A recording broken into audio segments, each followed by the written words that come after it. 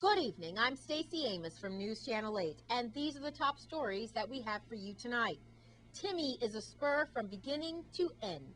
One missing teen is found and another is still lost. And a legend is given a distinct honor. Those stories and more are up next for you on News Channel 8.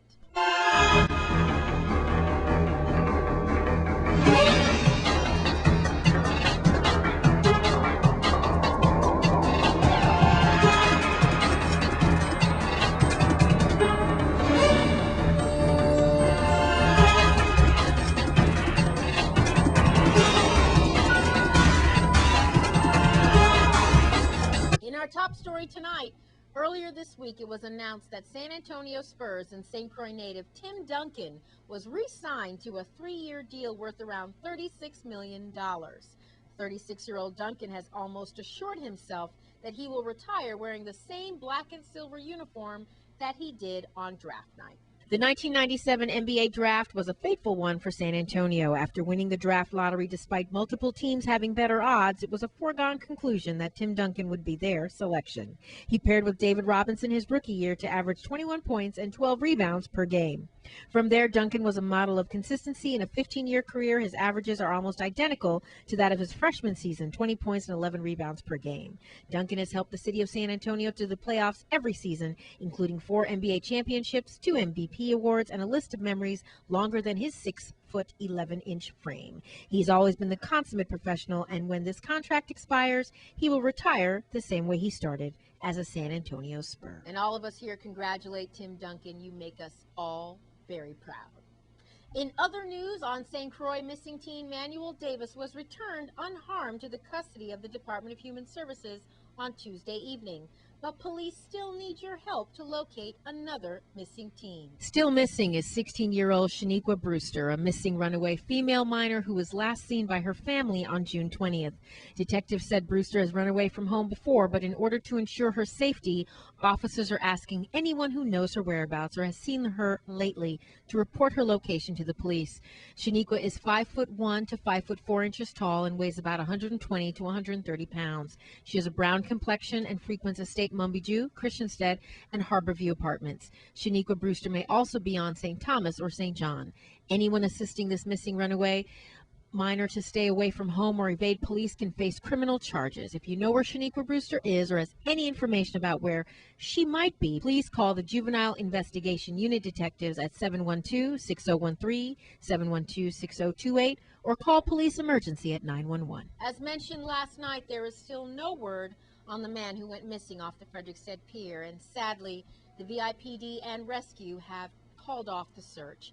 Our hopes and prayers are with the family. On a positive note, the University of the Virgin Islands is holding a special event. News Channel 8's Wes Small has the story. Thank you very much, Stacy. Here at U.V.I, I'm here with Miss Sarah Smith and Miss Clarice Clark. And Miss Smith is the coordinator, or she's going to tell you what she is with the 4-H Club. All right? And I just want to say right now that we are very happy to have U.V.I here. That's for sure. You can see the tents are here. So in this area, we're going to have an expo, a demonstration. And these two lovely ladies are going to break it down and tell us what to expect. Fabulous things I expect from this great institution.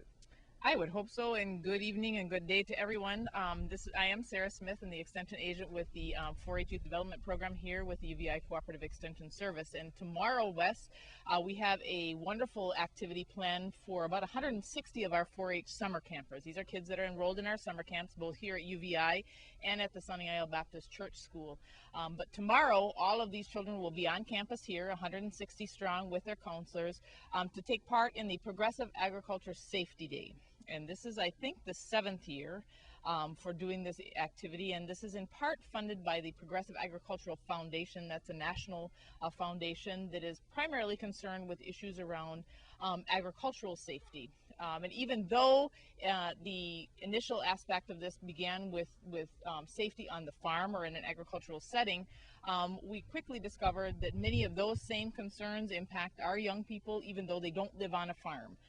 So we're bringing to them several, we've got about 20 different presenters that are going to be with us tomorrow that will be talking about 20 different safety topics that these kids can benefit from, and hopefully as a result of their participation in this activity tomorrow, they're going to become more safety conscious young men and women in our community. So we look forward to that.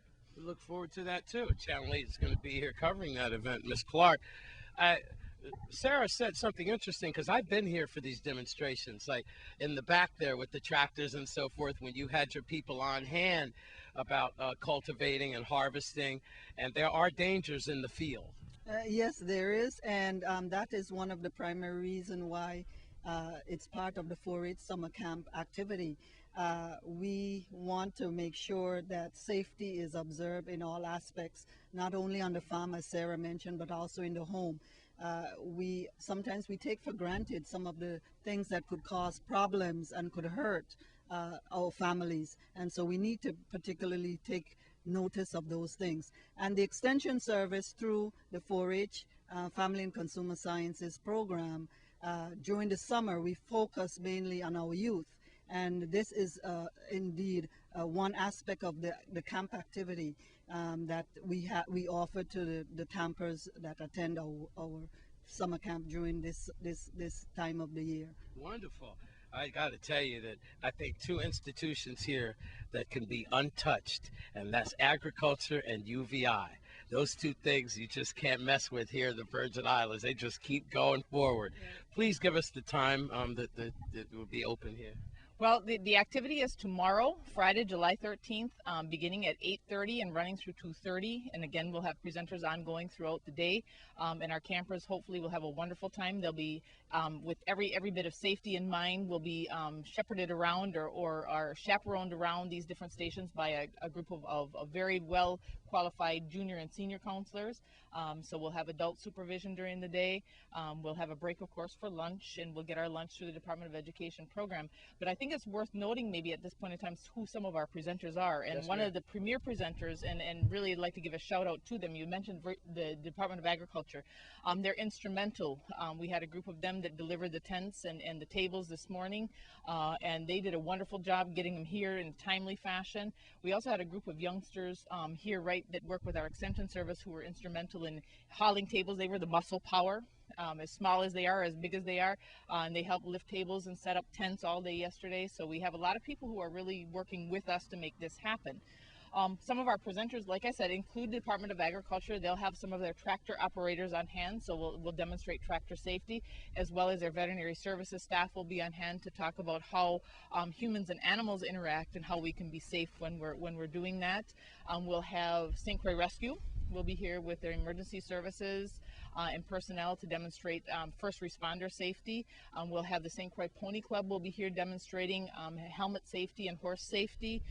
We have the animal shelter in combination with the Humane Learning Center staff, who will be talking about, taking care of our pets and making sure that as long as they're healthy, then they're happy. And they will also be augmented by one of our 4-H clubs, the Happy Hoppers 4-H club, that they will be also participating and talking about how kids can get involved in 4-H livestock and small animal projects and learn more about safety and raising their animals in a way that is healthy and certainly beneficial to both kid and puppy or cat or whatever you want to call it. So lots of animals will be on hand. I'm also aware that we're going to have representatives from the Career and Technical Education Center Outdoor Power Equipment Program. They'll have some of their students as well as the instructors from that program.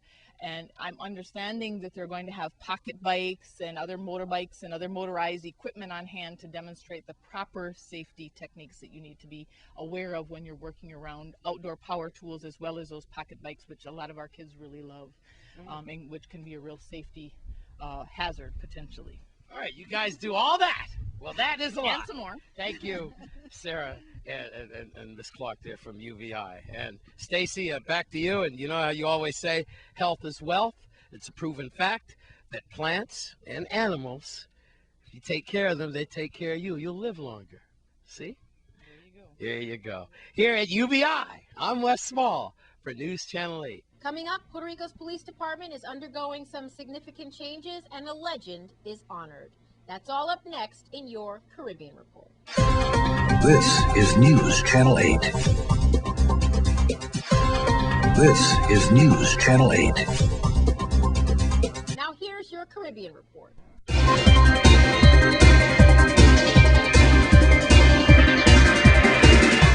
From Puerto Rico, Puerto Rico's police chief says he is reorganizing the second largest U.S. police force to improve services and reduce bureaucracy.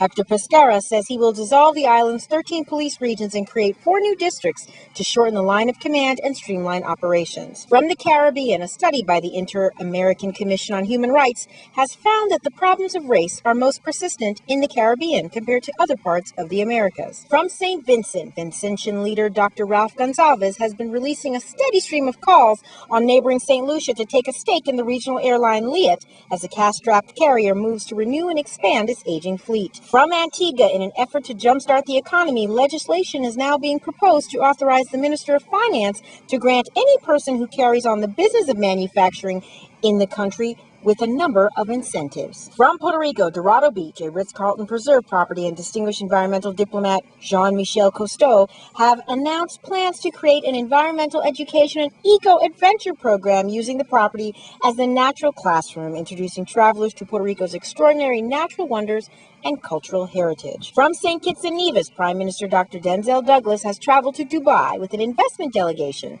Douglas, who arrived in the United Arab Emirates over the weekend, is holding talks there with potential investors. From Montserrat, residents are being asked to encourage family and friends in the diaspora to complete an investment survey that aims to gather information on potential investors for the island. From Cuba, members of the U.S. state of Illinois Farm Bureau have acknowledged the potential of the Cuban market for their agricultural products. From Jamaica, 1 month before the 100-meter final at the London Olympics, Usain Bolt has pulled out of the July 20th Monaco Diamond League meet with a slight problem that occurred during the recent Jamaican Olympic trials. From Jamaica, it's not just anyone who gets honored by having a bloodsucker named after him. A Caribbean crustacean has been named after famed reggae star Bob Marley.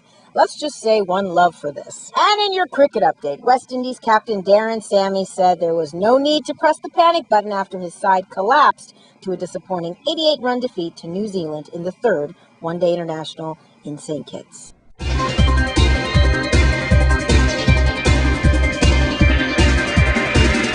Please be sure to check our Facebook page for all full stories and details in the Caribbean Report. Now, save the date. The Bethlehem House is hosting an International Festival of Foods on August 12th. My name is Lauren Parija, and I'm the manager of the Bethlehem House Shelter. We are having our first ever International Food Festival. It's going to be held at the Ag Fairgrounds, and it's going to be on August 12th from 9 a.m. to 6 p.m. We are inviting everyone to come and have a good time. We're going to have entertainment for adults and for the kids. We're going to have bouncers. Lots of fun. Yes, lots of fun. My name is Abigail Charles. Come join us for our very first annual Festival of Food. There'll be featured acts such as Stanley and the 10 Sleepless Nights, Crucian Dance Company, Madeline.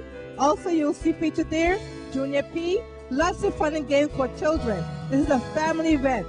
Also, there'll be food for the soul and for your spirit. There'll be treats from South Africa. You'll have groundnut stew, Hawaii, sesame seed tofu, Mexican cuisine, such as chicken taco, burritos. Also, a very famous Crucian roast pork. You can't miss that. There'll be food from St. Lucia, also Trinidad, roti of all variation and style. Come and join us. Come join us. You can have your breakfast, your lunch, your dinner, whatever your heart desires.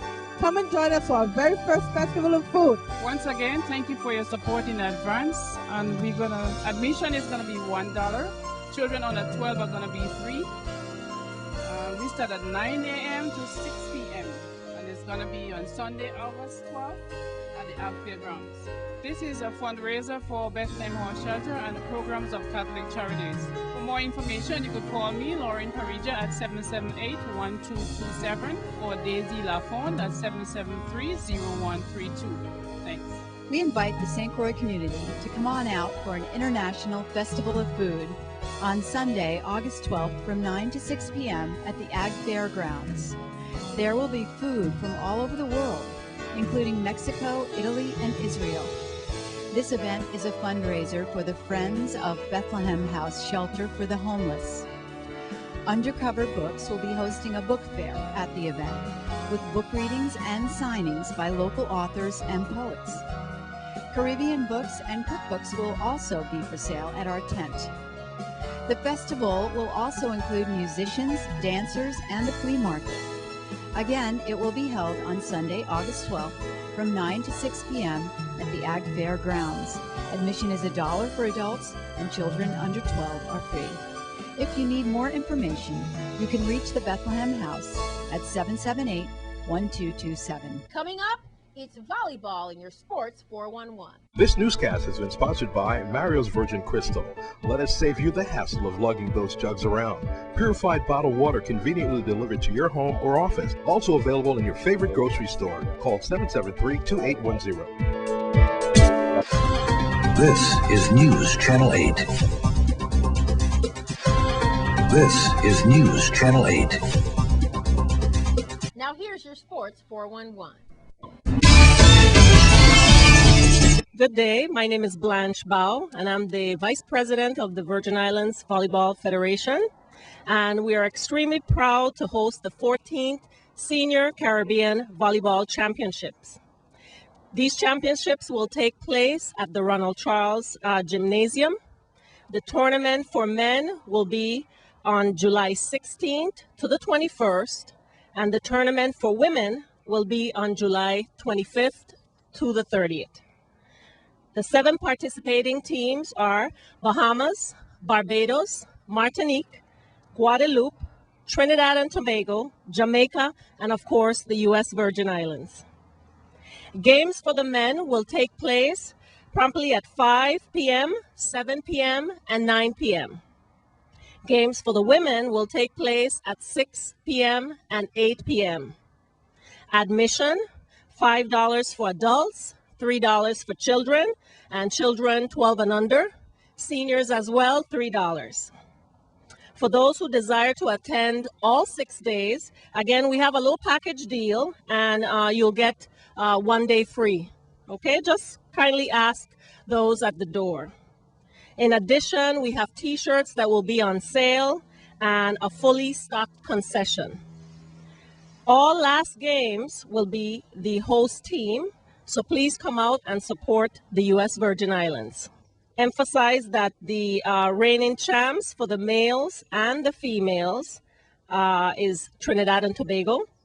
And this year, mind you, we're coming after you. Okay, so again, on behalf of Ms. Lucille Hobson, the president of the Virgin Islands Volleyball Federation, and all the officers, we'd like to extend an invitation out to the entire public to come out and support the tournament, and we look forward to seeing you then. Thank you very much.